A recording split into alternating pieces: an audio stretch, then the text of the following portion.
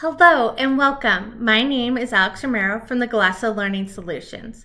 On this week's Genuine Learning blog, we will be discussing the GASB's exposure draft on subsequent events. So this exposure draft was released in November of 2024.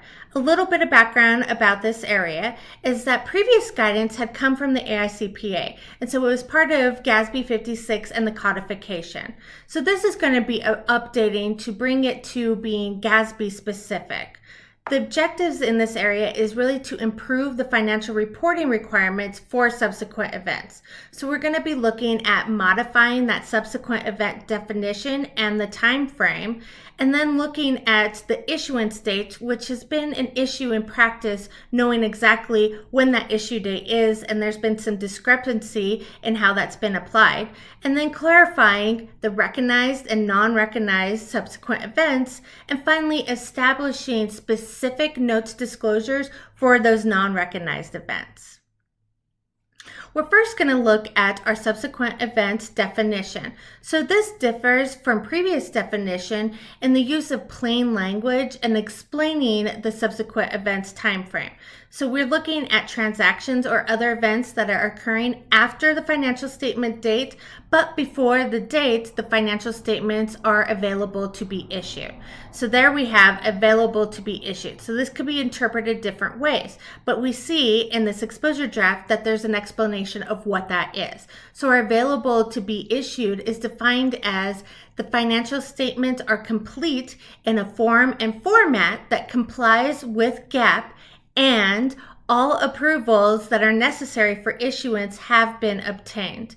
So one thing to point out is that this new paragraph does not mention recognized and non-recognized subsequent events. It only focuses on the subsequent event definition. We move next into two paragraphs about recognized events. So the first paragraph is describing what a recognized event is. So it's a subsequent event that had indicated that the conditions had existed at the financial statement date, and it's informing inputs to accounting estimates as of that financial statement date. The effects of this recognized event should be incorporated into the measurement of your accounting estimates as they're being reported as of the financial statement date. Now, the second paragraph in this section previously came after the non-recognized events in GASB 56. This exposure draft and GASB 56 paragraphs both provided a recognized events example and noted that the professional judgment needs to be used here and knowledge about the facts and circumstances when identifying recognized events. But what I noticed here and what I like is that this exposure draft example really supplies only two scenarios regarding uncollectible accounts receivable. So we have the one scenario where it is a recognized event and then another that is not. In the GASB 56 example, we see a settlement of litigation at the end of the example, which really complicates it, and ultimately the comprehension and application consistency of what a recognized event is.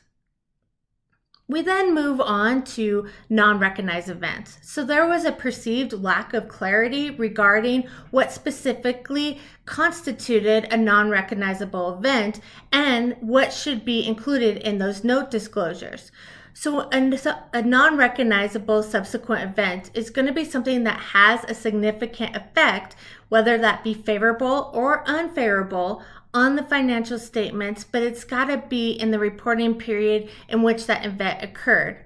And then they provide us a bulleted list of some of the different scenarios that we would come across. So it could be a debt issuance or debt-related transaction, maybe a government combination or disposal of government operations. It could be a change to the legal separate entities that are composing the financial reporting entity. We also could have a different tax rate that was enacted. So we had one tax rate last year and there's going to be a new tax rate this year. And finally, it could be a transaction or other event that is significant enough that the information that's in the proposed note disclosure is going to be essential for that financial statement user to have when they're making decisions and assessing the accountability of the entity. So non-recognized subsequent events do not inform the conditions that existed at the financial statement dates, so therefore the effects should not be incorporated into the amounts that are going to be reported in this financial statement date. Lastly, we are looking at the notes disclosure. So prior to this, they weren't very specific as to what should be disclosed. And so now we are looking at having a description of the non-recognized event and an estimate of the effect of this non-recognized event on the basic financial statement for the reporting period in which that event took place. Now, if you're not able to determine an estimated amount, that's fine. You just need to explain why you're not able to do so in that notes disclosure. So what are our key takeaways from this exposure draft? So the objective is to provide essential information about certain subsequent events that is more consistent, it's going to be more relevant, reliable, and most importantly, more understandable. So we're looking at subsequent event time frame and the term issuance dates are defined. We have further clarification on what a recognized event and an unrecognized event, plus a very specific example. And we have those note disclosures that are going to be speaking to exactly what we need to say about our non-recognizable event. One thing I have at the bottom here is Appendix B, Basis for Conclusions. So this is included in all of the GASB standards and in these exposure drafts, but I think it's important to bring that up because this is an area where it describes the why behind each paragraph in the proposed exposure draft. It's a great resource to fully understand the intent and the considerations behind each of these key areas. So previously issued standards, I really feel like you had to sit down and concentrate on exactly what the literature was saying and how to apply it. This exposure draft feels very different. It is comprehensive, it provides practical examples, and the information is broken down and bulleted so it's easy to locate the information, the details, and the examples. Our proposed effective date for this exposure draft would be for fiscal years beginning after June 15, 2026, and earlier application would be encouraged. Now, comments are going to be due February 21st, 2025.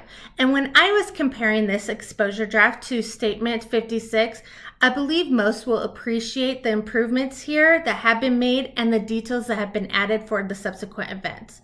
But I encourage you to read the exposure draft and Appendix A for that full background and Appendix B to understand that why, and then consider submitting a comment. This is your opportunity to help craft the statement. When you're drafting your comment, include aspects that you really like and why, plus those that you don't like and why, with alternatives that you believe the GASB should consider. We do have a link to the exposure draft in the comments below, or you can access it on the GASB's website. Thank you so much for joining me today as we explored GASB's exposure draft for subsequent events.